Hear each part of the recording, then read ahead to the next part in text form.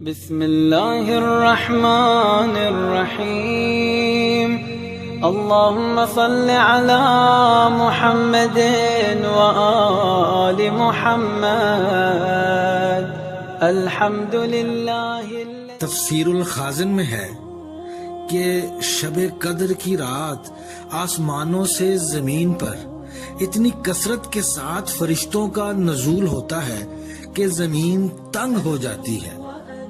مسند احمد، ابن ماجہ اور ترمذی میں شب قدر کی پہچان سے متعلق روایات ملتی ہیں جو کچھ اس طرح سے ہیں۔ اس رات کی علامتوں میں سے کچھ علامات اس طرح سے ہیں کہ رات کھلی ہوئی اور چمکدار ہوتی ہے، صاف اور شفاف، گویا انوار کی کثرت کے باعث چاند کھلا ہو۔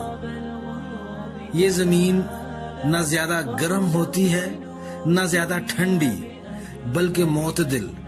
اس رات میں صبح تک آسمان کے ستارے شیاطین کو نہیں مارے جاتے۔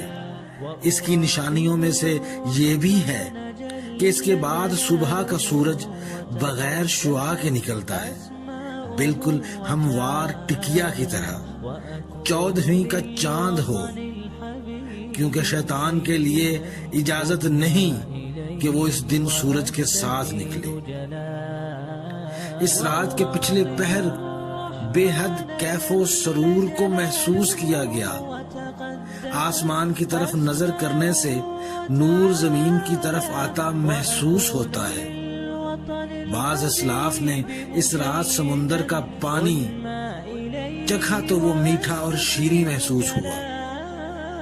لیلۃ القدر میں ہر چیز سجدہ ریز ہو جاتی ہے، یہاں تک کہ درخت بھی اس رات کو زمین کی طرف جھکتے ہیں۔